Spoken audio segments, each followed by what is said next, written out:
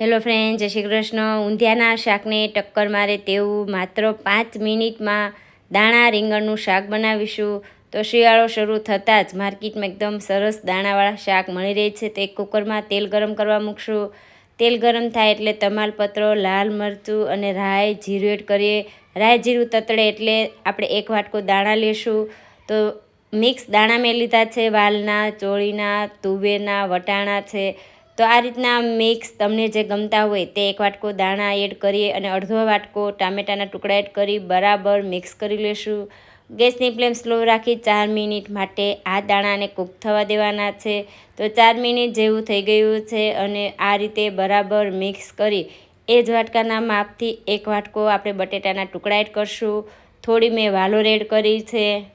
હવે મસાલામાં હિંગ, હળદર, ધાણા જીરું, 1 ચમચી કાશ્મીરી લાલ મરચું અને 1 ચમચી વાટેલું મેં લસણ લીધું છે. તમે ના ખાતા હોય તો તમારે લસણને સ્કીપ કરવાનું. થોડો મેં ગરમ મસાલો અને થોડો કિચન કિંગ મસાલો લીધો છે. એનાથી જ આ શાકનો સ્વાદ ખૂબ જ સરસ આવશે. સ્વાદ અનુસાર મીઠું અને 2 ચમચી જેટલી મેં ખાંડ લીધી છે. બરાબર મિક્સ કરી લેશું. હવે આ શાક 50% જેવું કૂક થઈ ગયું છે. પછી આપણે એ જ વાટકાના માપથી 1 વાટકો રીંગણના ટુકડા એડ કરીએ. બરાબર મિક્સ કરી લેશું. એકદમ સરસ મિક્સ કરી અડધા વાટકા જેટલું ગરમ પાણી એડ કરશું. તો તમારે જેવો શાકમાં રસો રાખવો હોય એ રીતે તમારે પાણી એડ કરવાનું.